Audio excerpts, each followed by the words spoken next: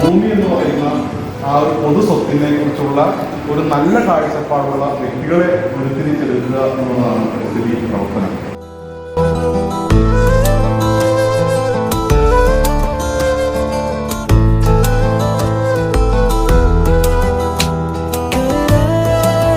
പ്ലാസ്റ്റിക്കിന്റെ ഈ പ്രവർത്തനങ്ങൾ കുറയ്ക്കുക എന്നുള്ളത് കൂടി അതോടൊപ്പം തന്നെ ഉപയോഗിക്കാവുന്നത് മണ്ണിനോട് ലയിച്ചു ചേരാത്ത വസ്തുക്കളുടെ ഉപയോഗം ഒരിക്കലും നമ്മുടെ ഇടവകയിലൊന്നും നടക്കില്ല എന്നുള്ളൊരു പ്രതിജ്ഞ കൂടി നമ്മൾ ഓരോ സമയത്ത് എടുക്കേണ്ടതുണ്ട്.